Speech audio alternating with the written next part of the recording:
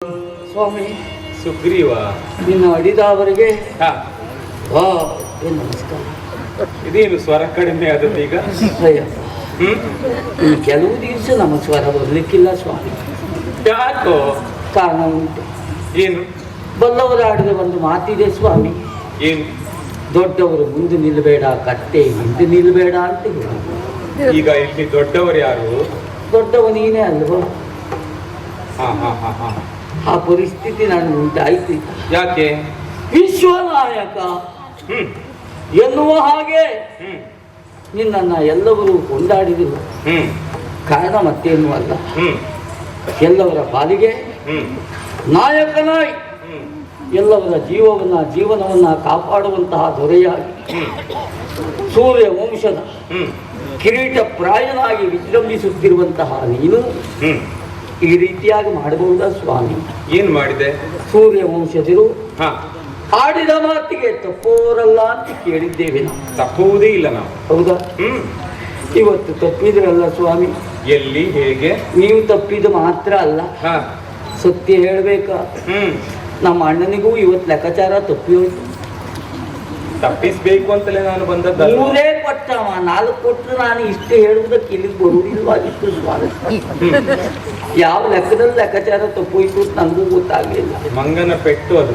ಸತ್ಯ ಹೇಳಿ, ಮಂಗನ ಹೊಡೆದಾಟವನ್ನು ನೋಡ್ತೇನೆ ಅಂತ ಎಲ್ಲಾದ್ರೂ ಹರಕೆ ಕಟ್ಕೊಂಡಿದ್ರ? ಹರಕೆ ಬೇಕಿದ್ರೆ ನೀವು ಬೇಡಿತ್ತು ಸ್ವಾಮಿ.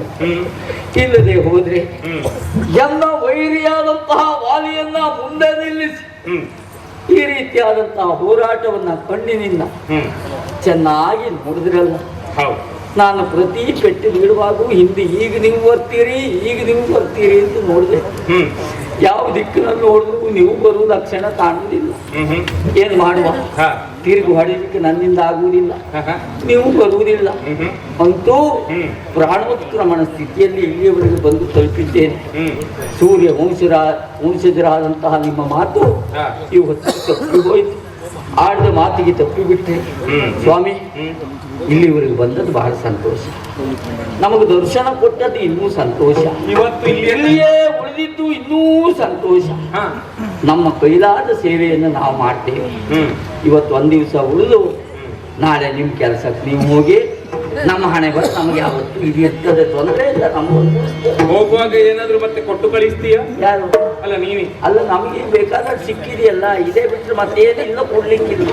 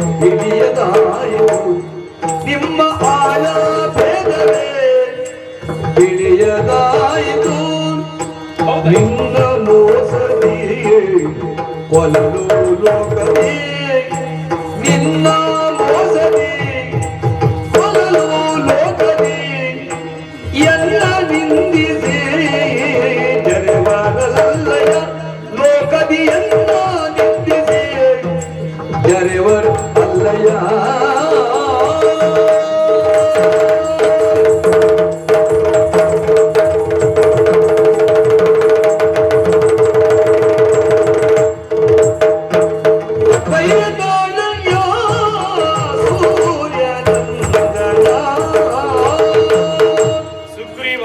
ಸ್ವಾಮಿ. ಹಾವನ್ನ ಕಂಡವ ಹ. ಮಗದೊಮ್ಮೆ ಹಗ್ಗವನ್ನ ಕಂಡ ಅಂತ ಹೇಳಿ ಅದಕ್ಕೆ ಬೆದರುತ್ತಾನೆ ಸ್ವಾಭಾವಿಕ ಅಲ್ವಾ? ಅಲ್ವೇ? ಅದೇ ರೀತಿಯಲ್ಲಿ ನೀನು ಈ ಹೊತ್ತಿಗೆ ಹೆದರುವುದಕ್ಕೆ ಮುಂದಾಗುತ್ತಾ ಇತ್ತು. ಹ. ಅದೆಷ್ಟೋ ಸಲ ಹ. ಪೆಟ್ಟನ್ನ ತಿಂದವ. ಹೌದು. ಈ ಸಲವೂ ಪೆಟ್ಟನ್ನ ತಿಂದೆ. ಹ. ಕಾರಣ ರಾಮ ಎನ್ನುವಂತಹ ಭಾವ ನಿನ್ನಲ್ಲಿ ಉದ್ಭವಿಸಿತು. ಅಲ್ಲ, ನನಗೆ ಸದ್ಯಕ್ಕೆ ಹೊಡೆದಾಟಕ್ಕೆ ಹೋಗುವ ಯೋಚನೆನೇ ಇರ್ಲಿಲ್ಲ. ಹ್ಮ್ ನೀನು ಬಂದು ನಿನ್ನ ಮಾತನ್ನು ಕೇಳಿಯೇ ಸ್ಫೂರ್ತಿ ಬಂದು ಹೊರಟದ್ದು ಬಿಟ್ರೆ ಹ್ಮ್ ಅಲ್ವಾ? ಹೌದು, ಖಂಡಿತ ಹೌದು. ಹ. ಅಲ್ಲ ಅಂತ ಹೇಳುವುದಿಲ್ಲ. ಹ. ಆದ್ರೆ ಹ. ಈ ರೀತಿಯಾಗಿ ಮೂದಲಿಸುವುದಕ್ಕೆ ತೊಡಗುವುದು ಸರಿಯಲ್ಲ ಅಂತ ಹೇಳುವುದು. ಅಲ್ಲ, ಇದ್ದು ವಿಷಯ ಹೇಳಿದ್ನ. ಇದ್ದ ವಿಚಾರವನ್ನು ಹೇಳಿದ್ದಿ, ನೀನು ಹಾಗೆ ಭಾವಿಸಿದ್ದು. ಹ. ಆದ್ರೆ ಸತ್ಯವಾಗಿ ನೀನು ಇದ್ದ ವಿಚಾರವನ್ನು ಹೇಳಿದ್ದೀವ ಅಂತ ಆಲೋಚನೆಗೆ ತೊಡಗಿದ್ರೆ ಹೇಳಿಲ್ವಲ್ಲ. ಅಂದ್ರೆ ವೈರಿಯೊಬ್ಬ ಬರ್ತಾ ಇದ್ದಾನೆ ನಮ್ಮ ಎದುರಿಗೆ ಅಂತ ಹೇಳಿ ಆದ್ರೆ ಹ. ಅವನಲ್ಲಿ ಏನು ದೋಷಗಳುಂಟು ಎನ್ನುವುದನ್ನು ಹೇಳಬೇಕು. ಹ. ಆದ್ರೆ ಹ. ಅದಕ್ಕಿಂತ ಹೆಚ್ಚಾಗಿ ನಾವು ನೋಡಬೇಕಾದದ್ದು ಯಾವುದು? ಹೌದು. ವೈರಿಗೂ ನಮಗೂ ಏನು ಸಾಮ್ಯತೆ ಉಂಟು ಎನ್ನುವುದನ್ನು ಮೊದಲಾಗಿ ಹೇಳಲೇಬೇಕು ಅಥವಾ ನಾವು ತಿಳಿದುಕೊಳ್ಳಲೇಬೇಕು. ಸಾಮ್ಯತೆಯನ್ನು ತಿಳಿದುಕೊಂಡಾಗ ಮಾತ್ರ ಅವನನ್ನ ಭೇದಿಸುವುದಕ್ಕೆ ಸಾಧ್ಯ. ಅಂದ್ರೆ ಹೇಳಬೇಕಾದ ಎಲ್ಲಾ ವಿಚಾರ ಹೇಳಿದ್ದೇನೆ. ಹೌದು, ಹೇಳಲೇಬೇಕಾದ ವಿಚಾರ ಹೇಳಲೇ. ಹೇಳಲೇ ಇಲ್ಲ ನೀನು. ಅದನ್ನ ಮುಚ್ಚಿಟ್ಟೆ. ಯಾವುದು ಅಂತ ಕೇಳಿ. ಹ. ನಿಮ್ಮಿಬ್ಬರಲ್ಲಿ ಇರುವಂತಹ ಶೌರ್ಯದ ಕುರಿತಾಗಿಯೋ ಪರಾಕ್ರಮದ ಕುರಿತಾಗಿಯೋ ಹ. ಎಲ್ಲವನ್ನು ವಿವರಿಸಿದೆ. ಹ. ಆದ್ರೆ ಆಳಂಗದ ಕುರಿತಾಗಿ ನೀನು ಹೇಳಿದ್ದೀಯ. ಹೆಚ್ಚು ಕಡಿಮೆ ನೋಡುವುದಕ್ಕೆ ಒಂದೇ ರೀತಿ ಇದೆ. ನಿಮ್ಮಿಬ್ಬರ ರೂಪ ಒಂದೇ ರೂಪ, ಅರಿವಿನ ಪಟ್ಟುಗಳು ಹಾಗೆ. ನೀವಿಬ್ಬರು ಅವಳಿಗಳು ಎನ್ನುವಂತೆ ಭಾಸವಾಗುತ್ತಾ ಇತ್ತು. ಹೌದು. ಆ ರೀತಿಯಲ್ಲಿ ನನಗೆ ಮೋಸವಾಗಿ ಹೋದದ್ದು. ಹ. ಅದೊಂದು ವಿಚಾರವನ್ನು ಈಗಾಗಲೇ ನೀನು ಹೇಳಿದ್ದೆ ಅಂತ ಹೇಳಿ ಆದ್ರೆ ಹ. ಯಾವ ಕಾರಣಕ್ಕಾಗಿಯೂ ನಿನಗೆ ಪೆಟ್ಟು ಬಿಡ್ತಿರ್ಲಿಲ್ಲ. ಹ. ನೀನು ಈ ಗುಟ್ಟನ್ನ ಮುಚ್ಚಿಟ್ಟ ಪರಿಣಾಮವಾಗಿ ಹ. ನಿನಗೊಂದು ಈ ಪೆಟ್ಟು ಬಿತ್ತು. ಹ. ನೀನು ಅದನ್ನ ಮುಚ್ಚಿಟ್ಟು ಬಿಟ್ಟಿಯಲ್ಲ ನೀನು. ಹೌದು. ಈಗ ತಪ್ಪು ಯಾವುದು ಅಂತ ನನಗೆ ಗೊತ್ತಾಯ್ತು. ಅಲ್ವಾ? ಹೌದು. ಹ್ಮ್ ಅದ್ರ ಒಂದು ಏನು? ಈಗ ಇಬ್ಬರಲ್ಲಿಯೂ ಸಾಮ್ಯತೆ ಒಂದೇ ರೀತಿ. ಒಂದೇ ರೂಪ, ಹೋರಾಟ ಮಾಡುವಂತ ಸಿದ್ಧತೆಗಳು, ಮಂಗನ ಪಟ್ಟು ಕಪಿಯ ಪೆಟ್ಟು, ಕೊಡುವ ಪಟ್ಟುಗಳು ಎಲ್ಲ ಒಂದೇ ರೀತಿ ಉಂಟು. ಹೌದು. ಅದ್ರ ಒಂದು ಏನು? ಈಗ ಏನ್ ಮಾಡುದು? ಅಲ್ಲ ನೀನು ಅಲ್ಲ ಈಗ ಮತ್ತು ಅಲ್ಲ ಅದನ್ನು ಹೇಳಿದ್ರೆ ಆಗಲೇ ಗಿದ್ದು ಆಗುತ್ತಿತ್ತು. ಆಗ್ತಿತ್ತು. ಈಗ ವಿಚಾರ ತಿಳಿಯಿತೋ ಇಲ್ವೋ? ಹ. ವಿಚಾರ ತಿಳಿದಂತಹ ನೀನು ಹ. ಪುನರಪಿ ಯುದ್ಧಕ್ಕೆ ಹೋದದ್ದೇ ಹೌದು ಅಂತ ಹೇಳಿ ಆದ್ರೆ ನಿನ್ನ ಗೆಲ್ಲಿಸ್ತೇನೆ. ಜವಾಬ್ದಾರಿ ನನ್ನ. ಇಲ್ಲಪ್ಪ, ನಿನ್ನ ಹೆಂಡತಿ ನನಗೆ ಸಿಗುತ್ತಾಳೆ. ನಾನು ಒಟ್ಟು ತೆಗೆದಷ್ಟು ಹೋಗುದಿಲ್ಲ ಇವತ್ತು. ಯಾಕೆ? ಯಾಕೆ? ಹೋದ್ರೆ ಈಗ ಮತ್ತೆ ಯುದ್ಧಕ್ಕೆ ಹೋಗುದು ಅವನಲ್ಲಿ. ಹೌದು. ಈಗಷ್ಟೇ ಪೆಟ್ಟು ತಿಂದು ಬಂದಿದ್ದೇನೆ. ಹ್ಮ್ ಪೆಟ್ಟು ಕೊಟ್ಟು ನೋವು ಹ್ಮ್ ಇನ್ನೂ ಮಾಯಲಿಲ್ಲ, ಹಾಗೆ ಉಂಟು. ಹ್ಮ್ ಎಲ್ಲೆಲ್ಲಿ ಯಾವ್ಯಾವ ಜಾತಿಗೆ ಹೊಡೆತ ಕೊಟ್ಟಿದ್ದಾನೆ ಅಂತ ನನಗೂ ಈಗ ಗೊತ್ತಿಲ್ಲ. ಈ ನಾನು ಹ್ಮ್ ಪ್ರತಿ ಸಾರಿ ಯುದ್ಧಕ್ಕೆ ಹೋಗುವಾಗೂ ಹಾಗೆ ಏನು? ಮೊದಲು ಪೆಟ್ಟು ತಿಂದಂತಹ ನೋವು ಹ. ವಾಸಿಯಾದ ನಂತರದ ಕೆಲವು ತಿಂಗಳ ಮೇಲೆ ಹೋಗ್ತದೆ. ಎಷ್ಟೋ ವರ್ಷಗಳು ಕಳೆದಿತ್ತು. ಹೌದು ಹೌದೌದು. ಹೌದು. ಹ್ಮ್ ಈಗ ಹಾಗಲ್ಲ, ಈಗಲೇ ಹೋಗಬೇಕು. ಈಗಲೇ ಪೆಟ್ಟು ಅದು ತಿಂದು ಬಂದಿದ್ದೆ. ಸಾಯಂ ಸಂಧ್ಯಾ ಹೊತ್ತಿಗೆ ಹೋಗಬೇಕು ನಾವು. ಸ್ವಾಮಿ, ಹ್ಮ್ ನನ್ನಿಂದ ಈಗ ಆಗುದಿಲ್ಲ. ಯಾಕೆ? ಯಾಕೆ ಗೊತ್ತುಂಟ? ಹ. ಆಳಂಗಗಳು ಸಾಮ್ಯತೆಗಳು ಎಲ್ಲವೂ ಒಂದೇ ಉಂಟು. ಹ್ಮ್ ಈಗ ಹೋದ್ರು ಒಂದೇ ಇರು, ಮತ್ತೆ ಬೇರೆ ಬದಲಾಗ್ತದೆ ಅದು. ಎರಡು ತರದಲ್ಲಿ ಹ. ನೀನು ಹೋಗ್ಲೇಬೇಕು ಅಂತ ಹೇಳಿದ್ದೆ. ಯಾಕೆ? ಯಾಕೆ? ನಿನಗೆ ಪೆಟ್ಟು ಬಿದ್ದು ನೋವಾಗಿದೆ. ಹ. ಸುಗ್ರೀವ ಬರುವುದಿಲ್ಲ, ಹ. ಅವನಿಗೆ ಅವನ ಕಲ್ಪನೆ ಇರುವುದಿಲ್ಲ. ಹ. ಅದೇ ಹೊತ್ತಿಗೆ ವೈರಿಗಳ ಮೇಲೆ ಆಕ್ರಮಣ ಮಾಡಿದ್ದೇ ಹೋದಾದ್ರೆ ಒಂದಾಗಿ ನಾವು ಜಯಶೀಲರಾಗಬಹುದು. ಹ. ಮತ್ತೊಂದು, ಹ. ನೀವು ಹೋಗಿ ಹ. ಅಲ್ಲಿ ನೀನ್ ಯಾರು ಎಂದು ಸರಿಯಾಗಿ ನಮಗೆ ಗುರುತಾಗಬೇಕೋ ಬೇಡ, ಹೌದು. ಆ ಗುರುತಿಗೊಂದು ವ್ಯವಸ್ಥೆ, ಹ. ನಿನ್ನ ಮೈಗೆ ಹುಟ್ಟಿರುವಂತಹ ಈ ನೋವು, ಹ. ಆ ನೋವಿನ ಪರಿಮಾರ್ಜನೆಗೊಂದು ವ್ಯವಸ್ಥೆಯನ್ನ ನೋಡಿದೆಯಾ? ಅನುಜನಾಗಿರುವಂತಹ ಲಕ್ಷ್ಮಣ ಅತ್ತ ಕಡೆಯಲ್ಲಿ ಈಗ ಒಂದು ಹೂವನ್ನು ಕೊಡ್ತಾ ಇದ್ದಾನೆ. ವಿಶೇಷವಾದಂತಹ ಮಾಲಿಕೆಯನ್ನು ಸಿದ್ಧಪಡಿಸಿದ್ದಾನೆ. ಸಿದ್ಧವಾಗಿ ಗಜ ಪುಷ್ಪ ಮಾಲೆ ಇದು. ಒಮ್ಮೆ ಹಾಕಿ ನೋಡಿದ್ರೆ ನಿಮಗೆ ಗೊತ್ತಾಗುತ್ತದೆ ಇದು ಹೇಗೆ ಅಂತ. ಹೇಗುಂಟು ನೋಡಿ, ಗಜಪುಷ್ಪ ಮಾಲೆಯನ್ನ ಹಾಕಿದ ಕ್ಷಣದಲ್ಲಿ ಮೈಕೈ ನೋವು ಎಲ್ಲ ಹೋಯ್ತು. ನೋಡಿದ್ಯಾ? ಮೈಕೈ ನೋವಿಗೆ ತಕ್ಷಣದಲ್ಲಿ ಪರಿಹಾರ. ಸಂಪರ್ಕಿಸಿ ಅಂತ ಉಂಟಾ? ಆಗಲ್ಲ. ಹೇಳಿದ್ದ. ಅಲ್ಲ, ನಿಜವಾಗಿ ಒಂದು ಸಂಪರ್ಕಿಸಿ ಅಂತ ಆಗಬೇಕು. ಯಾಕೆ ಅಂತ ಕೇಳು. ನಮ್ಮ ಮನೆಯ ಅಂಗಳದಲ್ಲಿ ಇರುವಂತಹ ಹೂವಿನಲ್ಲಿ ಏನು ಗುಣ ಉಂಟು ಎನ್ನುವುದನ್ನೇ ನಮ್ಮವರು ಅರಿಯುವುದಕ್ಕೆ ತೊಡಗಿದ್ದಾರೆ. ಅಲ್ವಾ? ಹಾಗಿರುವಾಗ ನಾವು ಹಾಗೆಯೇ ಹೇಳಿದೆ. ಗಜಪುಷ್ಪ ಮಾಲೆ ವಿಶೇಷವಾದಂತಹ ಮಾಲಿಕೆಯನ್ನು ಹಾಕಿದ್ದಾನೆ. ಮೈಕೈ ನೋವೆಲ್ಲ ಮಾಯವಾಯ್ತು. ಕೇವಲ ನೋವು ಮಾಯವಾಗುವುದಲ್ಲ, ನಿನ್ನ ಮನಸ್ಸಿನ ನೋವು ಮಾಯವಾಗುವುದರ ಜೊತೆಗೆ ಹ. ಇದು ನಿನಗೆ ವಿಶೇಷವಾದಂತಹ ವಿಜಯ ಮಾಲೆಯಾಗಿ ಪರಿಣಮಿಸುತ್ತದೆ. ಅಂದ್ರೆ ಈಗ ನಮ್ಮಿಬ್ಬರಲ್ಲಿ ವಿಜಯ ಮಾಲೆ ನಾನ್ಯಾರು ಎನ್ನುವುದನ್ನ ಗುರುತಿಸುವುದಕ್ಕೆ ಬೇಕಾಗಿ ಸುಲಭ ಆಯ್ತು ಇಲ್ಲಿ. ಅಲ್ವಾ? ಹೌದು. ಈಗ ಹೊತ್ತು ಮಾಡುವುದಲ್ವೇ ಇಲ್ಲ, ಪುನರಪಿ ಆಗ ಕರೆದಿದ್ಯಲ್ಲ, ಹಾಗಾಗಿ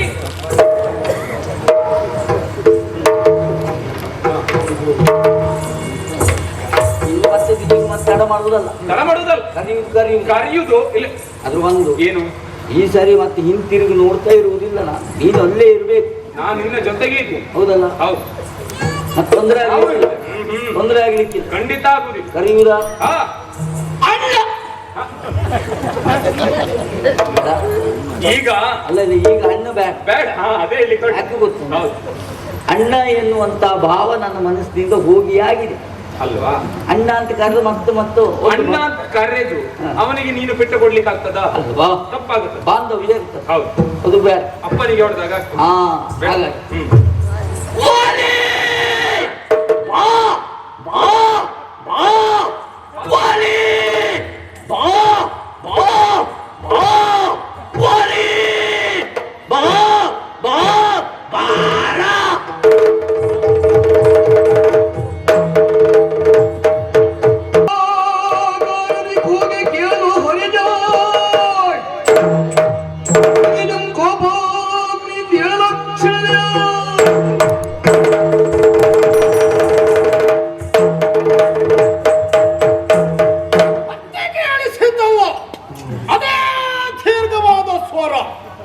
ರಾತ್ರಿಯ ಕಾಲ ಹಾಯಾಗಿ ನಿದ್ರಿಸಬೇಕು ಎನ್ನುವುದಾಗಿ ಯೋಚಿಸಿದ್ರೆ ಅವನಿಗೆ ನಿದ್ದೆ ಬರುವುದಿಲ್ಲ.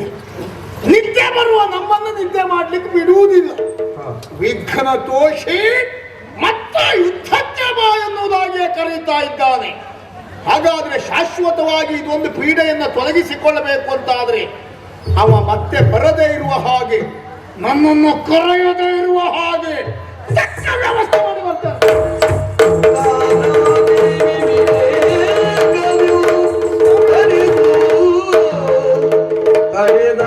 ಪ್ರಾಣೇಶಗಿಂತೆಂದಳು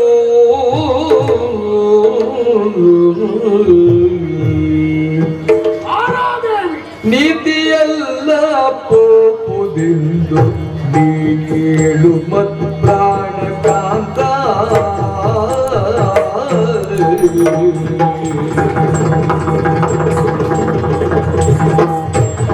ನೀತಿಯಲ್ಲ ಪೋಪುದೆಂದು ನೀತಿಯಲ್ಲ ಪೋಪುದೆಂದು ನೀ ಕೇಳು ಮತ್ತು ಪ್ರಾಣಕಾಂತ ನೀ ಕೇಳು ಮತ್ತು ಪ್ರಾಣಕಾಂತ ಜಾಗಾಂಗದ ಪೀಳಿದೊಂದು ಮಾತ ಕೇಳಿದೆ ನಾನಿಂದು ಜಾಗಾಂಗದ ಪೀಳಿದೊಂದು ಮಾತ ಕೇಳಿದೆ ನಾನಿಂದು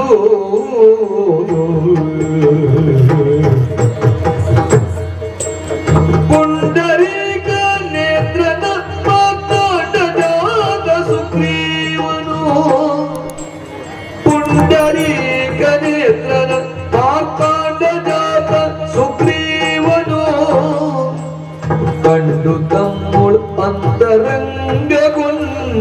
ಏಕಾಂತದೇ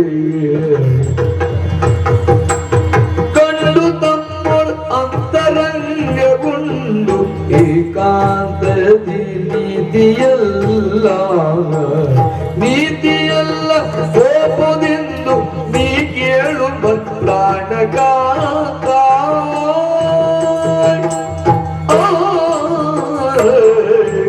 ನೀತಿಯಲ್ಲ ತಾರಾದೇವಿ ವಲ್ಲಭ ರಾತ್ರಿಯ ಕಾಲ ಹಾಯಾಗಿ ಮಲಗಿ ನಿದ್ರೆ ಮಾಡಬೇಕಾದ ಹೊತ್ತು ಇದ್ದಕ್ಕಿದ್ದ ಹಾಗೆ ಧಾವಿಸಿ ಬಂದು ನನ್ನನ್ನ ತಡೀತಾ ಇದ್ದೀಯಲ್ಲ, ಏನು ವಿಷಯ? ಸ್ವಾಮಿ, ರಾತ್ರಿಯ ಸಮಯದಲ್ಲಿ ನಿದ್ದೆ ಮಾಡಬೇಕು ನಿಜ, ಆದರೆ ಈ ತಾರೆಯ ಬದುಕಿನಲ್ಲಿ ನಿದ್ದೆ ಇಲ್ಲದೆ ಅದೆಷ್ಟೋ ದಿನಗಳು ಕಳೆದು ಹೋದವು ಸ್ವಾಮಿ. ನೀವು ಹೇಗೆ ವಿಶೇಷವಾದಂತಹ ಆರ್ಭಟವನ್ನ ಕೇಳಿ ಅತ್ತ ಹೊರಟಿರೋ ಅದೇ ಆರ್ಭಟ ನನ್ನ ಕಿವಿಗೂ ತಲುಪಿತು ಸ್ವಾಮಿ. ನನ್ನ ಹೃದಯವೂ ಒಮ್ಮೆ ಕಂಪಿಸಿತು. ಕಣ್ಣು ಬಿಟ್ಟು ಇತ್ತ ನೋಡಿದರೆ ಎದ್ದು ಆ ಕೂಗನ್ನ ಅರಸುತ್ತಾ ತಾವು ಹೊರಟು ನಿಂತಿದ್ದೀರಿ. ಹಾಗಾಗಿ ನಿಮ್ಮನ್ನು ಬಂದು ತಡೆದೆ ಸ್ವಾಮಿ. ಸ್ವಾಮಿ, ಎಲ್ಲೆಲ್ಲೋ ಚದುರಿ ಹೋಗಿದ್ದಂತಹ ಕಪ್ಪಿ ವೀರರನ್ನೆಲ್ಲ ಹೀಗೆ ಬದುಕಬೇಕು, ನೀವು ಹೀಗೆ ನೀತಿಯುತರಾಗಿ ಬಾಳಬೇಕೆನ್ನುವುದಾಗಿ ಕಪ್ಪಿ ವೀರರ ಬದುಕಿಗೆ ನೀತಿಯನ್ನು ಕರುಣಿಸಿಕೊಟ್ಟವರು ತಾವು.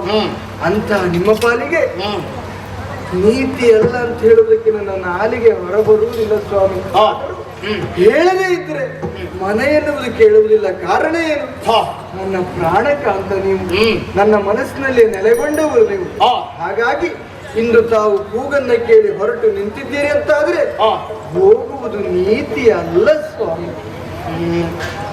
ಈ ದಿವಸ ಹೋಗುವುದು ನೀತಿ ಅಲ್ಲ. ತಾವು ಚಿತ್ರರಾಗಿ ಕೇಳ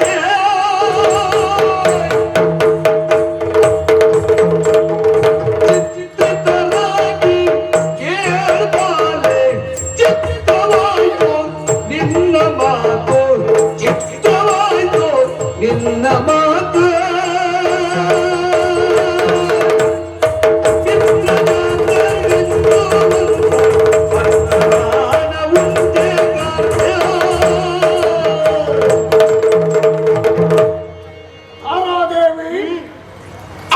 ಅವಸರವಾಗಿ ಬಂದು ರಣಾಂಗಣದತ್ತ ಧುಮ್ಮಿಕ್ಕೂದಬೇಕಾದಂತಹ ನನ್ನನ್ನ ತಡೆದು ನೀತಿ ಅಲ್ಲ.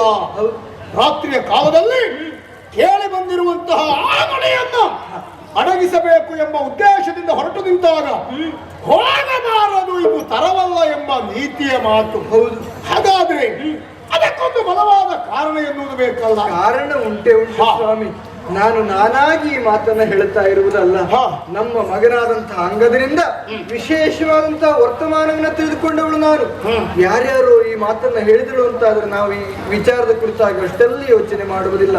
ನಮ್ಮ ಮುಂದಿನ ಯೋಚನೆಯನ್ನ ಕುರಿತಾಗಿ ಅಂಗದನೇ ನಮ್ಮ ನಾಡಿನ ಯುವರಾಜ ಅಲ್ಲವ ಹೇಳಿ ಅವ ಹೇಳ್ತಾನೆ ಅಂತಾದ್ರೆ ಅವನ ಮಾತಿಗೊಂದು ಬೆಲೆಯನ್ನ ಕೊಡಲೇಬೇಕಲ್ವ ಸ್ವಾಮಿ. ತಾರಾ, ವಿಚಿತ್ರವಾಗಿ ಹೋಯಿತು ನಿನ್ನ ಮಾತು. ಅಲ್ಲದೆ ಇದ್ರೆ ಕರೆಯುತ್ತಾ ಇರುವವ ನಮ್ಮ ಸುಗ್ರೀವ. ಹೌದು, ಮಿತ್ರಜಾತ. ಅವನ ನುಡಿಯನ್ನ ಕೇಳಿ ಹುಟ್ಟಡಗಿಸಬೇಕು ಎಂಬ ಕಾರಣಕ್ಕಾಗಿ ಮುಂದಡಿಯನ್ನ ಇರಿಸಿದ್ರೆ ಅಂಗದನ ಮಾತನ್ನ ಕೇಳಿ ಇದರಿಂದ ಬರಬಹುದಾದಂತಹ ಕೇಡುಗಳ ಕುರಿತಾದಂತಹ ಯಾವುದೋ ಯೋಚನೆಯಿಂದ ಹೋಗಬಾರದು ಎನ್ನುವುದಾಗಿ ಆಡ್ತಾ ಇದೆಯಲ್ಲ, ಖಂಡಿತ ಸಾಧ್ಯವೇ ಇಲ್ಲ. ವಿಚಿತ್ರವಾದಂತಹ ನಿನ್ನ ಮಾತುಗಳನ್ನ ಕೇಳಿ ಅವನನ್ನ ಹೀಗೆ ಬಿಟ್ಟುಕೊಡುವುದಕ್ಕೆ ಸಾಧ್ಯವೂ ಇಲ್ಲ. ಈ ರಾತ್ರಿಯ ಕಾಲದಲ್ಲಿ ಎಲ್ಲರೂ ಮಲಗಿರುವಂತಹ ಸಂದರ್ಭ, ಅವನಪ್ಪ ಎದ್ದು ಬಂದಿದ್ದಾನೆ ಎಂಬಲ್ಲಿಗೆ ಅವನ ಅಧಟನ್ನ ನಿಲ್ಲಿಸಬೇಕು ಎನ್ನುವುದೇ ನನ್ನ ಮುಖ್ಯ ಉದ್ದೇಶ. ರಣಾಂಗಣಕ್ಕೆ ಹೋಗುವುದು ಅವನೊಬ್ಬನೇ ಎದ್ದುಕೊಂಡದ್ದಲ್ಲ ಸ್ವಾಮಿ. ಮತ್ತೆ ಸುಗ್ರೀವನಿಗೆ ಸಖ್ಯವನ್ನ ಮಾಡಿಕೊಂಡಿದ್ದಾನಂತೆ. ಅಯೋಧ್ಯೆಯಿಂದ ಬಂದಂತ ಶ್ರೀರಾಮಚಂದ್ರ ಸುಗ್ರೀವನಲ್ಲಿ ಅಗ್ನಿ ಸಾಕ್ಷಿಯಾಗಿ ತುಲ್ಯಾರಿ ಮಿತ್ರತ್ವವನ್ನು ಮಾಡಿಕೊಂಡಿದ್ದಾರಂತೆ. ಸುಗ್ರೀವನ ಮಿತ್ರ ರಾಮನಿಗೆ ಮಿತ್ರನಾಗುತ್ತಾನೆ, ಸುಗ್ರೀವನ ಶತ್ರು ಯಾರಿದ್ದಾರೋ ಅವರು ರಾಮನಿಗೆ ಶತ್ರುವಾಗುತ್ತಾರೆ. ಹೀಗೆ ಅವರಿಬ್ಬರಲ್ಲಿ ಮಾತುಕತೆಯನ್ನು ಒಡಮಟ್ಟಿಕೊಂಡು ಹಾಗಾಗಿ ಆ ರಾಮನ ಬಲ ಏನುಂಟು ಅವೆಲ್ಲವನ್ನ ಒಡಗೂಡಿಕೊಂಡು ಆ ಸುಗ್ರೀವ ಕರೀತಾ ಇದ್ದಾನೆ. ಬಿಟ್ರೆ ಕೇವಲ ಸುಗ್ರೀವನ ಬಲದಿಂದ ಅಲ್ಲ ಸ್ವಾಮಿ. ಒಬ್ಬ ಮಿತ್ರ ಜಾತ, ಹೌದು, ಮತ್ತೊಬ್ಬ ಮಿತ್ರ ಕುಲ ಸಂಜಾತ. ಸೂರ್ಯ ವಂಶದವರಿಂದ ಸೂರ್ಯನ ಪುತ್ರನಿಗೆ ಸಹಾಯ ಎನ್ನುವುದು ಒದಗಿ ಬಂದಿದೆ ಅಂತ ಆದ್ರೆ ಇದರಲ್ಲೊಂದು ವಿಶೇಷತೆಯನ್ನು ಗುರುತಿಸಲೇಬೇಕಲ್ಲ ಸ್ವಾಮಿ. ಕಾರಣ ಏನು? ಕೇವಲ ರಾಮನ ಕುರಿತಾಗಿ ಎಲ್ಲವರು ಕೇಳಿದ ವಿಚಾರ ಹೌದು, ಆದರೆ ರಾಮನ ಪರಾಕ್ರಮ ಏನು ಎಷ್ಟು ಎನ್ನುವುದನ್ನ ಸುಗ್ರೀವ ಕಣ್ಣಾರೆ ನೋಡಿದ್ದಾನೆ. ಬೊಂದು ಬೀಜ ಕಾಯವ ಕಾಲಿಂದ ಚಿಮ್ಮಿ, ಬೊಂದು ಬೀಜ ಕಾಯವ ಕಾಲಿಂದ ಚಿಮ್ಮಿ ಯೋಜನಕ್ಕೆ, ಕಾಲಿಂದ ಚಿಮ್ಮಿ ಯೋಜನಕ್ಕೆ ಬಂದು ಬೀಳಲ ಮೇಲೆ ಕೀಳೊಂದು ಕಾರ್ಯವಾಗ, ಬಂದು ಬೀಳಲ ಮೇಲೆ ಕೇಳಿ ಒಂದು ಕಾರ್ಯವಾಗ, ಏಳು ತಾಳ ವೃಕ್ಷಗಳನ್ನು ಸೀಳು ಮಾಡಲೀಗ,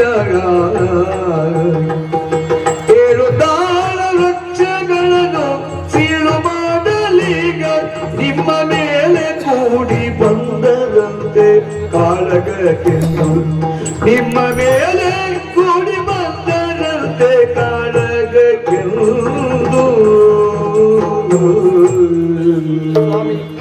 ನಿಮ್ಮ ಪರಾಕ್ರಮದ ಕುರಿತಾಗಿ ಲೋಕವೇ ತಿಳಿದುಕೊಂಡಿರುವಂತಹದ್ದು. ಅಂದು ಸಮುದ್ರ ಮಥನದ ಕಾಲದಲ್ಲಿ ಎಲ್ಲವರನ್ನ ಸಮುದ್ರವನ್ನ ಬದಿಗೆ ಸರಿಸಿ ನಾನೊಬ್ಬನೇ ಸಮುದ್ರವನ್ನ ಮತಿಸ್ತೇನೆ ಎನ್ನುವುದಾಗಿ ಅಂತಹ ಶೌರ್ಯವನ್ನು ಪ್ರಕಟಪಡಿಸುವಂತಹ ಧೀರೋತ್ತಾತರು ತಾವು ಅಗಣಿತ ಪರಾಕ್ರಮಿಯಾದಂತಹ ರಾವಣನನ್ನ ಸೆರೆ ಇಕ್ಕುವ ಮೂಲಕವಾಗಿ ನಿಮ್ಮ ಪರಾಕ್ರಮ ಏನು ಎನ್ನುವುದನ್ನು ತೋರಿಸಿಕೊಟ್ಟವರು. ಅದಷ್ಟೇ ಅಲ್ಲ, ಅದಕ್ಕಿಂತಲೂ ಮಿಗಿಲಾಗಿ ಮೊನ್ನೆಯಷ್ಟೇ ನಿಮ್ಮಿಂದಲೇ ವಧಿಸಲ್ಪಟ್ಟಂತಹ ದುಂದುಬಿ ಎನ್ನುವಂತಹ ರಕ್ಕಸ, ಪ್ರಪಂಚವನ್ನೇ ನಡುಗಿಸಿದಂತಹ ರಕ್ಕಸನ ಕಾಯ ಎನ್ನುವುದು, ಅವನ ಎಲುಬಿನ ಹಂದರ ಎನ್ನುವುದು ನಮ್ಮ ಉಪವನ ಪ್ರದೇಶದಲ್ಲೇ ಅಲ್ಲವೇ ಇರುವುದು ಸ್ವಾಮಿ. ನಿಮ್ಮ ಪರಾಕ್ರಮವನ್ನು ಪ್ರಕಟಪಡಿಸುವುದಕ್ಕಾಗಿ, ನಿಮ್ಮ ಅಂಗ ಸಾಧನೆಗಾಗಿ ಪ್ರತಿನಿತ್ಯವೂ ಆ ದುಂದುಬೆಯ ಒಡಲನ್ನ ನಿಮ್ಮ ಮೊಣಕಾಲ ಪರ್ಯಂತರವಾಗಿ ಎತ್ತುತ್ತಾ ಇದ್ದವರು ನೀವು. ಅದೇನು ಸಾಮಾನ್ಯರಿಗೆಲ್ಲ ಆಗುವಂತಹ ಕಾರ್ಯ ಅಲ್ಲ. ಆದರೆ ರಾಮ ಮಾಡಿದ ಕಾರ್ಯ ಏನಂತ, ಸುಗ್ರೀವನಿಗೆ ಬಲ ಎನ್ನುವುದು ಬರಬೇಕೆನ್ನುವ ಕಾರಣಕ್ಕಾಗಿ ತನ್ನ ಕಾಲ ಹೆಬ್ಬೆರಳಿನಿಂದ ಆ ದುಂದುಬೆಯ ಒಡಲನ್ನ ಒದ್ದು ಯೋಜನಾಂತರಕ್ಕೆ ಅದನ್ನ ಹಾರಿಸಿದ್ದಾನಂತೆ ಸ್ವಾಮಿ. ಯೋಚನೆ ಮಾಡಿ ನೋಡಿ, ನೀವು ಎರಡು ಕೈಯಲ್ಲಿ ಎತ್ತುತ್ತಿರುವಂತಹ ಒಡಲನ್ನ ತನ್ನ ಕಾಲಿನಿಂದ ಒದ್ದಿದ್ದಾನೆ ಅಂತಾದ್ರೆ ಆ ರಾಮನ ಕಾಲಿನಲ್ಲಿರುವಂತಹ ಕಸುವನ್ನ ಯೋಚಿಸಿ ಸ್ವಾಮಿ. ಅದಷ್ಟೇ ಅಲ್ಲ, ಉಪವನ ಪ್ರದೇಶದಲ್ಲಿ ವೃತ್ತಾಕಾರದಲ್ಲಿರುವಂತಹ ಸಪ್ತ ತಾಳ ವೃಕ್ಷಗಳು, ಅದನ್ನ ಒಂದೇ ಒಂದು ಬಾಣದಿಂದಲಾಗಿ 7 ತಾಳ ವೃಕ್ಷಗಳನ್ನ ಸೀಳುವಂತೆ ಮಾಡಿದ್ದಾನಂತೆ. ಆತನ ಬಾಣ ಎನ್ನುವುದು ರಾಮ ಹೇಗೆ ನುಡಿಯುತ್ತಾನೋ ಅದನ್ನ ಕಾರ್ಯವನ್ನ ಮಾಡಿ ಪುನಃ ರಾಮನ ಬತ್ತಳಿಕೆಯನ್ನು ಸೇರಿಕೊಳ್ಳುವಂತ ವಿಶೇಷ ಶಕ್ತಿ ಎನ್ನುವುದು ಉಂಟಂತೆ. ಕೇವಲ ಇದಿಷ್ಟೇ ಅಲ್ಲ ಸ್ವಾಮಿ, ಮತ್ತೆ ರಾಮ ಸುಗ್ರೀವನಿಗೆ ಒಂದು ಮಾತನ್ನ ಕೊಟ್ಟಿದ್ದಾನಂತೆ. ಏನಂತೆ? ಎಷ್ಟೇ ಕಷ್ಟ ಆಗಲಿ, ಎಂಥ ವಿಪತ್ತು ಪರಂಪರೆಯೇ ಬರಲಿ, ರುಮೆಯನ್ನು ನಿನಗೆ ಬಿಡಿಸಿಕೊಡುತ್ತೇನೆ. ಹೇಗೆ ಗೊತ್ತಾ? ಹೇಗೆ? ಒಂದು ವೇಳೆ ವಾಲಿಯನ್ನ ಕೊಲ್ಲುವಂತಹ ಸ್ಥಿತಿಯೇ ಬರಲಿ, ವಾಲಿಯನ್ನ ಕೊಂದಾದರೂ ರುಮೆಯನ್ನ ಬಿಡಿಸಿಕೊಡುತ್ತೇನೆ ಎನ್ನುವುದಾಗಿ ಮಾತನ್ನ ಕೊಟ್ಟಿದ್ದಾನಂತೆ. ಹಾಗಾಗಿ ಬೇಡ ಅಂತ ಹೇಳ್ತಾರೆ.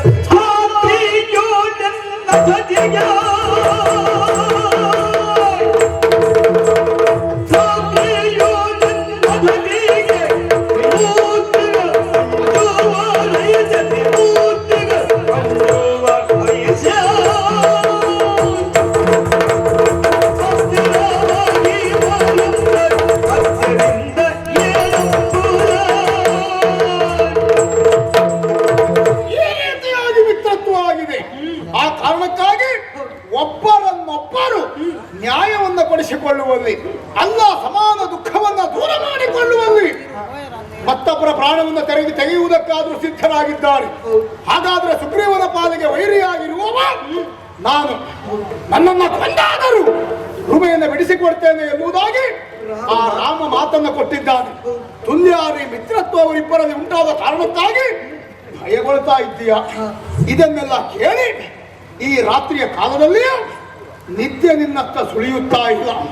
ತಾರಾದೇವಿ ಯಾರೇನೇ ಆಡಿಕೊಳ್ಳಲಿ, ಯಾರೇನೇ ಹೇಳಿಕೊಳ್ಳಲಿ, ಈ ಪ್ರಪಂಚದ ಬೇರೆ ಯಾರ ವಾಲಿಯ ವ್ಯಕ್ತಿತ್ವವನ್ನು ತಿಳಿಯುವುದಕ್ಕಿಂತ ಮೊದಲು ನೀನು ಅರ್ಥ ಮಾಡಿಕೊಳ್ಳಬೇಕಿತ್ತು.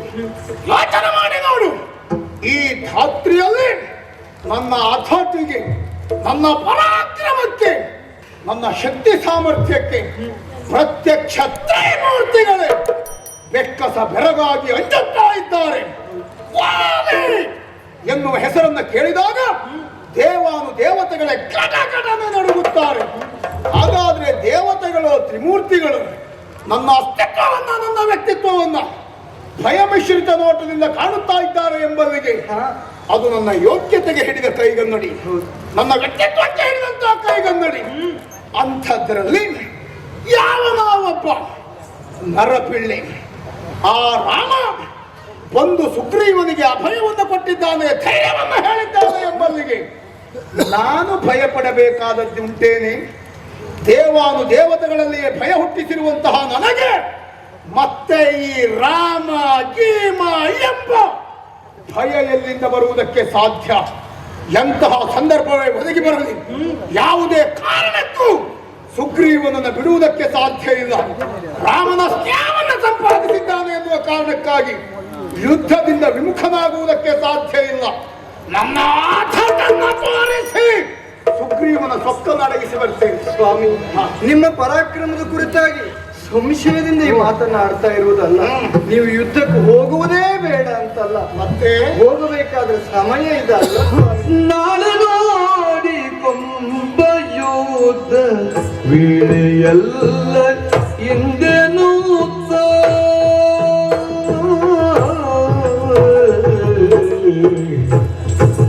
ನಾಳೆ ನೋಡಿ ಕೊಂಬ ಯೋಧ ವೇಳೆಯಲ್ಲ ಎಂದೇನು ಯುದ್ಧ ವೇಳೆಯಲ್ಲ ಹಿಂದೆನೂ ಕಾಲ ಮೇಲೆ ಬಿದ್ದು ತಾರೆ ಬೇಡಿಕೊಂಡಳು ಕಾಲ ಮೇಲೆ ಬಿದ್ದು ತಾರೆ ಬೇಡಿಕೊಂಡಳು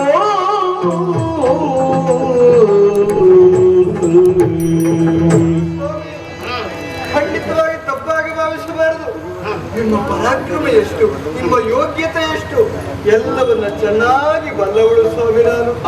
ಆದರೆ ನನ್ನ ಭಯ ಅದಲ್ಲ ಸ್ವಾಮಿ. ಮತ್ತೆ ಸುಗ್ರೀವನಿಗೆ ಶಿಕ್ಷೆಯನ್ನು ನೀವು ಕೊಡುತ್ತೀರಿ ಅಂತ ಆದ್ರೆ ಆ ಕುರಿತಾಗಿ ಆಕ್ಷೇಪಿಸುವವಳು ನಾನಲ್ಲ.